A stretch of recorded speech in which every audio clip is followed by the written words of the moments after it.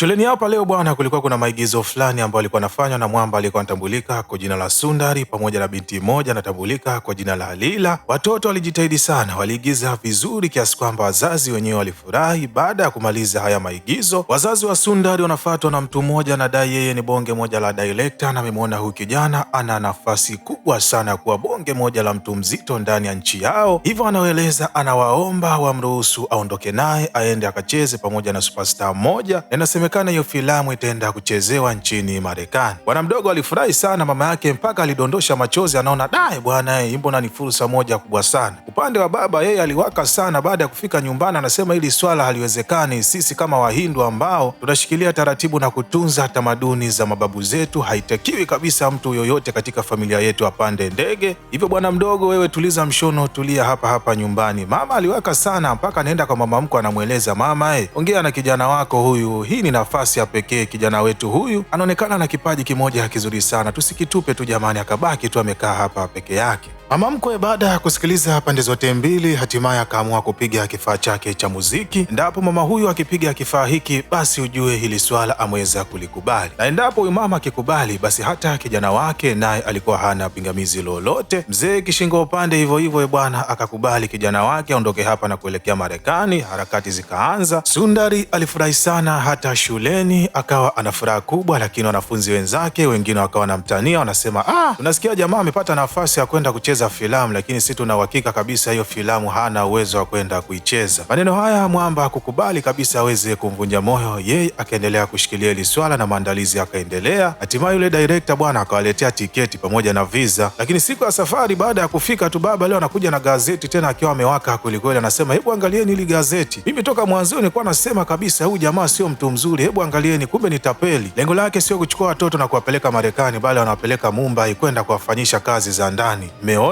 Haya we bwana mdogo, nenda kabadilisha nguo elekee shuleni. Dai bwana jamaa alihuzunika sana, na huu ndio ukawa mwanzo wa majanga kwenye maisha ya mtaalamu wetu, kwani siku moja msoma nyota baada ya kufika kwenye hii familia anamweleza baba ya kwamba bwana, inabidi ufanye matambiko, kwani inavyoonekana huyu mwanao kuna kitu kibaya ambacho kinamuinda kwenye maisha yake, lakini pia inabidi uwe makini kweli kweli kumlinda, sababu ukizingatia huyu ndio mrithi pekee kwenye familia yako. Endapo usipomchukulia uangalifu, basi kuna uwezekano mkubwa sana kupoteza maisha akiwa bado mdogo. Baba huyu kwa jinsi ambavyo alikuwa anampenda mtoto wake akaanza kumchukulia sana uangalifu, lakini pia matambiko akawa ni ya kutosha, japo muhuni alikuwa anakasirika sana haya mambo, lakini alikuwa hana namna, ukizingatia pia ndio wazazi wanafanya haya maamuzi, hivyo yeye kupinga ikawa ni kipengele. Mwamba alivyodai baskeli, basi baba akampatia baskeli ya kike, tena baskeli yenyewe ilikuwa na rangi ya pinki. Sasa baba, mimi nitaendeshaje hii baskeli? Hii ndio baskeli nzuri inayokufaa kwa sasa, hata uwezi ukapata ajali yoyote. Lakini pia mzee huyu akamnyoa katika staili ya kipekee pekee, yani hapa mafungu ya nywele, huku mafungu ya nywele. Watu wengi shuleni wakawa wanamcheka kwanza na baskeli ya kike, lakini pia hata staili yake ya kunyoa ilikuwa ni ya pekee yake. Mtu pekee ambaye alikuwa anamsapoti na kumtia moyo alikuwa ni bimdada Lila. Anamweleza, hakika mimi napenda sana ulivyonyoa, hebu kaa kwanza hapo, weka pozi nikupige picha. Sasa Lila bwana, yeye katoka kwenye familia ya Kikristo ambayo walikuwa wanapenda dini kweli kweli. Baba yake alikuwa anatambulika kwa jina la Mr. Thomas, lakini pia alikuwa na dada yake mmoja anatambulika kwa jina la Pushu. Hawa walikuwa ni watu wanaopenda sana dini, na Lila alikuwa anapendwa sana na familia yake, ukizingatia pia kila kitu ambacho yeye alikuwa anakihitaji, basi baba yake alikuwa anampatia bila kuwa na wasiwasi wowote. Siku moja mtoto huyu baada ya kumwona mtu mmoja ambaye alikuja nyumbani kwao kuwapiga picha, akasema, baba mimi natamani ikiwa mtu mzima niwe mpiga picha. Baba akasema, haina shida mwanangu, nitakupeleka shule ukasomea hayo mambo. Basi toka siku hiyo mzee akamnunulia kamera na binti akawa anafanya mazoezi, anapiga picha kila kitu. Kwa ufupi, hapa nyumbani yeye ndio akawa kameramani anayetegemewa. Sundari alikuwa anamwelewa sana Lila. Tatizo huyu mwamba bwana alikuwa ni timbulo, mdomo mzito umejaa maji. Siku moja akajikaza, akaamua kuandika kikadi pale juu bwana, kimeandikwa kisiwa cha Amelia. Akavizia nyumbani kwa kina Lila, akaweka kile kikadi. Bimdada bwana baada ya kufika na kukiona kile kikadi akatabasamu, akamweleza baba yake, ninatamani sana siku moja nifike ndani ya hiki kisiwa. Basi bwana maisha yakaendelea. Bimdada kwa sasa akawa ni mpiga picha moja mzuri sana, na alikuwa na ofisi yake sehemu mbalimbali, alikuwa anaitwa kwenda kupiga picha, lakini pembeni yake alikuwa bado mtaalamu wetu Sundari akisubiri ile nafasi ya pekee kueleza hisia zake. Mshikaji kwa sasa alikuwa anafanya kazi ndani ya kampuni moja, kampuni ambayo ilikuwa inakubalika sana. Siku moja mshikaji bwana akasema,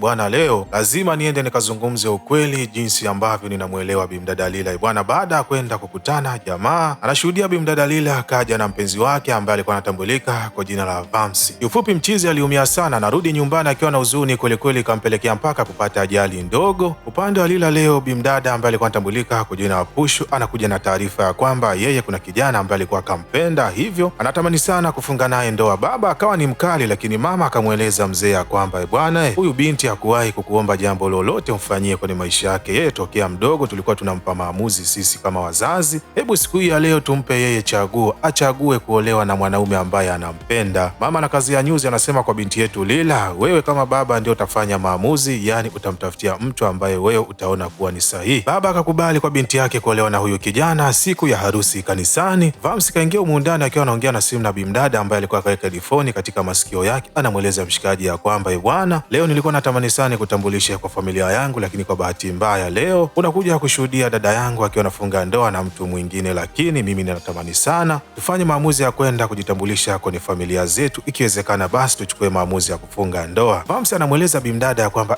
bwana, nivumilie basi kwa muda wa mwaka mmoja. Baada ya mwaka kupita, basi kila kitu kitakuwa sawa sawa. Mwaka unapita, Pushpa anapelekwa hospitalini mbio mbio. Daktari anawaeleza binti yuko salama, lakini umempoteza mtoto. Mume wa Pushpa akaondoka kwa hasira na kuwapatia lawama wazazi wa Pushpa ya kwamba wao ndio chanzo mpaka mke wake kuweza kupoteza ujauzito. Baba analalamika sana, anasema mimi ndio maana hii ndoa nilikuwa sihitaji kabisa iweze kutokea. Hebu kwanza tafakari, toka binti yetu afunge ndoa ulishawahi kumuona na tabasamu hata siku moja? Kila siku anagombana tu, kila siku anagombana. Yaani wao wanajali binti yetu awazalie mtoto kuliko hata kumjali yeye kama yeye. Baba akaondoka kwa hasira sana. Mama anamweleza binti yake, dai bwana, mimi ninaumia sana kwa hiki ambacho kimeweza kutokea, kwani hapa ninajutia kwa kumlazimisha baba yenu akubali hii ndoa baina ya Pushpa na huyu mwanaume aliyempenda, lakini pia kwa sasa binti yangu, ninaomba usikilize chochote kile ambacho baba yako atakachokueleza. Lila naye na kimeo chake kingine leo ikabidi aende kukutana nacho. Anakiuliza, bwana, inakuwaje? Mwamba anamweleza bimdada, bwana, nivumilie tena kwa muda wa miezi 6. Miezi 6 tena mingine? Hivyo unaleta mchezo? Mimi wazazi wangu huenda wakanitafutia mtu mwingine aweze kunioa bwana. Jamaa akamweleza, wewe nivumilie tu miezi 6, kila kitu kitakuwa sawa sawa. Wewe fanya ufanyavyo vile vile. Hakikisha miezi 6 inapita kabla ya kuweza kuchukuliwa na mtu mwingine. Mchizi kipindi ambacho kaenda counter, message inaingia kwenye simu yake bimdada. Baada ya kuangalia hivi bwana, kumbe jamaa alikuwa na mahusiano na mtu mwingine. Dada ikabidi avunje haya mahusiano. Upande wa pili kwa mchizi wetu Sundari akawa anaendelea na kazi yake kama kawaida. Leo akaitwa na bosi wake, akaeleza, bwana, sasa hapa leo tunatafuta mtu ambaye atakuwa ni sura ya kampuni. Hivipi basi, inabidi mtu huyu aelekee photoshoot kwenda kupiga picha ambazo tutazitumia kwenye billboard, yani yale matangazo ya barabarani. Na baada ya kukaa chini, sisi kama ofisi tumegundua wewe ndio mtu unayefaa. Mchizi anakataa, anasema mimi na kamera ni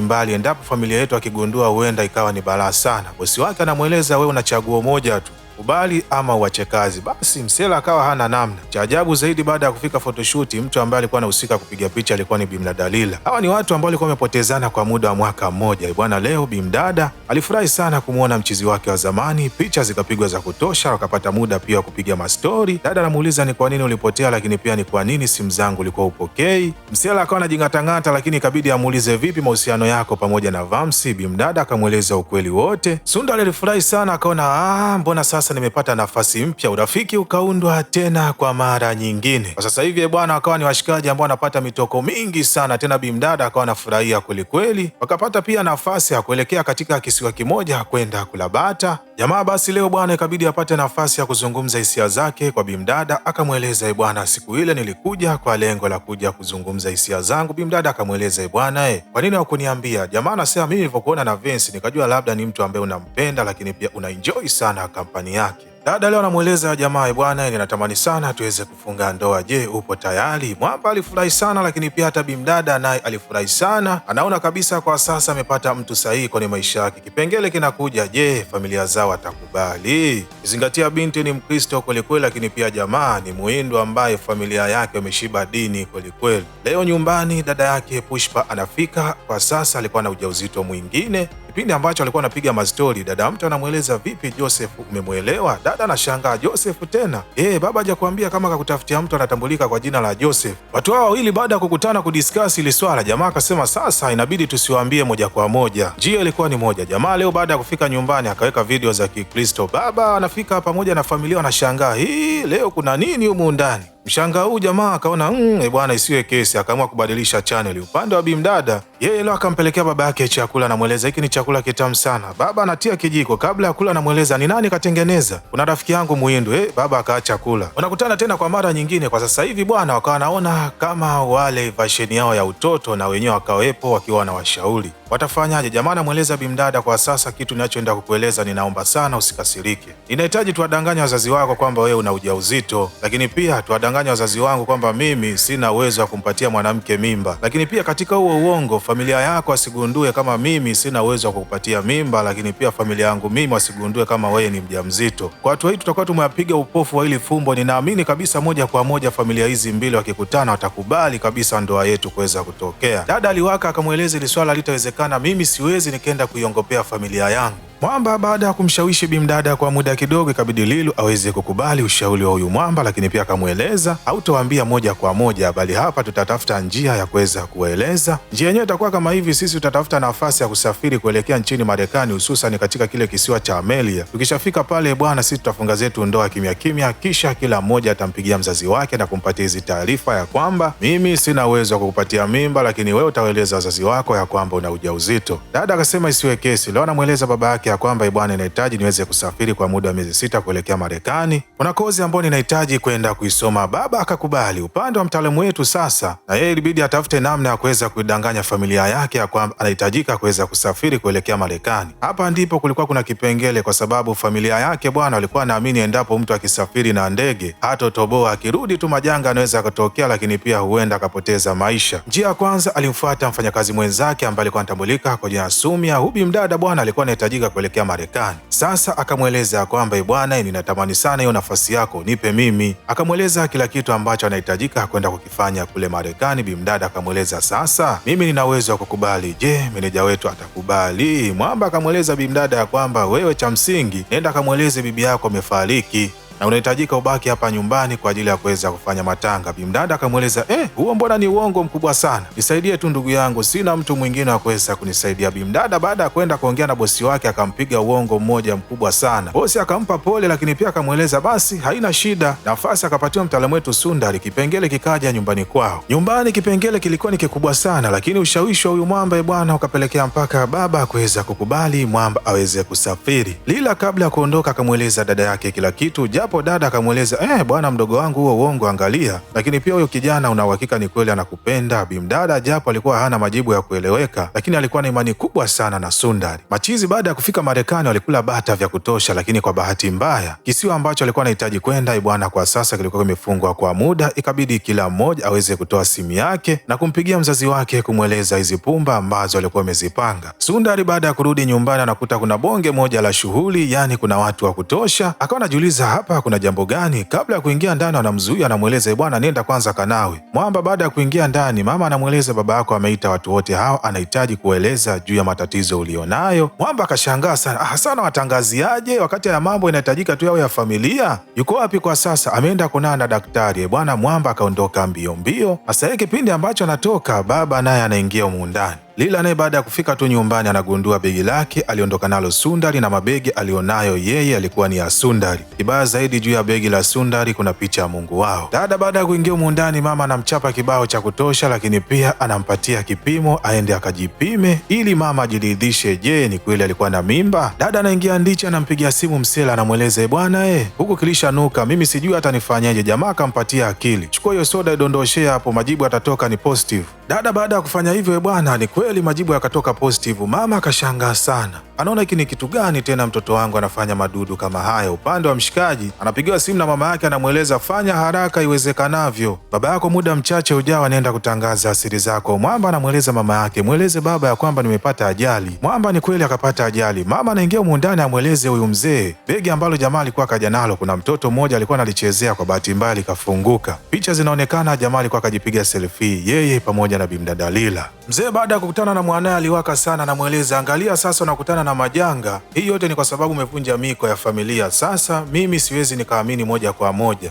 lazima niende nikakufanyie vipimo nijihakikishie mwenyewe. Mzee akaanza kumpeleka hospitali na hospitali. Kila hospitali ambao alikuwa anapelekwa, jamaa alikuwa anaongea na daktari aweze kumpatia majibu ya uongo. Hatimaye siku moja baada ya kuingia katika hospitali, anakutana daktari ambaye alikuwa ni rafiki yake wa kutokea utotoni. Huyu daktari bwana, baada ya kumtambua mshikaji, akaamua kuweza kumsaidia na kuweza kumpatia majibu ya uongo huyu mzee. Father aliumia sana kwa sababu huyu ndio alikuwa ni kijana pekee aliyekuwa anamtegemea kwenye hii familia. Sasa kama hana uwezo wa kupata mtoto, yeye mrithi wa familia atamtoa wapi? Baba mtu bwana akaanza kumwamsha asubuhi na mapema, anamfanyisha mazoezi, lakini pia hata vyakula vyenyewe akaanza kumpatia vile vizuri vizuri vya kuweza kumjengea protini mwilini ili mbegu ziweze kujizalisha, kwani bado alikuwa hajakata tamaa kabisa. Hii yote alikuwa anaifanya ili kukwepa huyu jamaa sija akamuoa yule binti ambaye alikuwa ni Mkristo. Upande wa bimdada, yeye majanga akawa ni mazito sana. Baba yake baada ya kutambua aliumia sana, lakini akaenda kuzungumza na Joseph na kumweleza ukweli mzima. Joseph akakubali kufunga ndoa na bimdada na kuweza kumlea yule mtoto ambaye alikuwemo tumboni mwake. Sundari baada ya kuzipata hizi taarifa akaenda kukutana na Joseph akijaribu kumshawishi asije akakubali kabisa kumuoa Lila.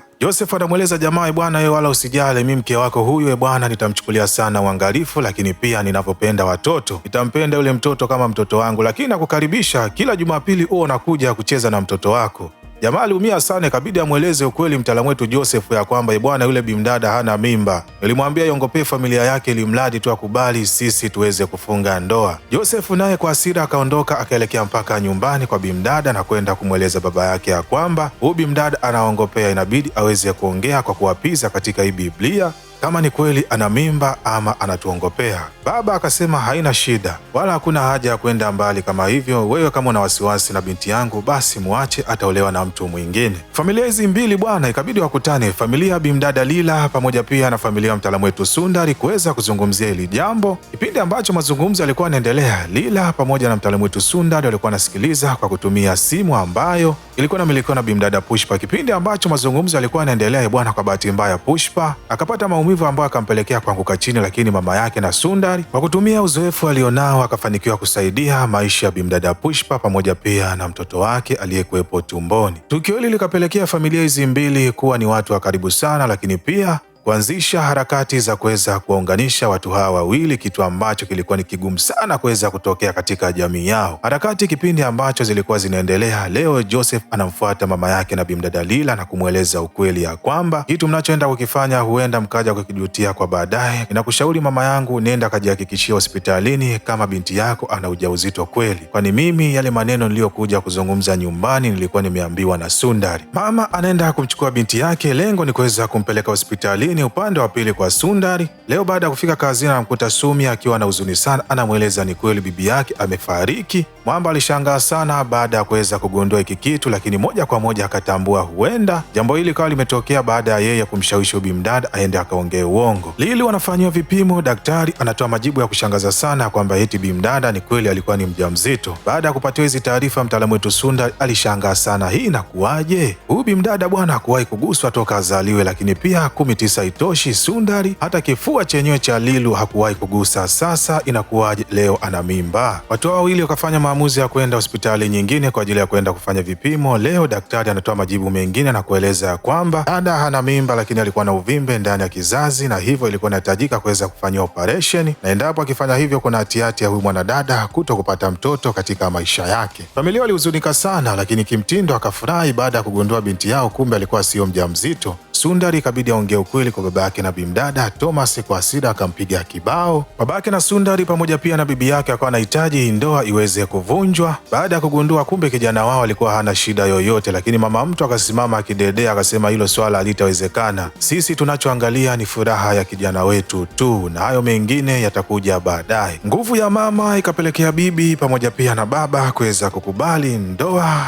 ipite baina ya mtaalamu wetu Sundari pamoja pia na binti wa Kikristo ambaye alikuwa anatambulika kwa jina la Lilu, na hatimaye wanafika mpaka katika kisiwa cha Amelia na kuweza kukamilisha ndoto zao. Bwana, hapa ndo tunafika mwisho wa hadithi yetu, lakini kama umependa video hii na umeenjoy ama umejifunza jambo jipya, basi usisahau kushare, kulike na kusubscribe ili kuwa mwanafamilia kupata vigongo vikali vilivyonyooka na kupoa kama hivi kila siku.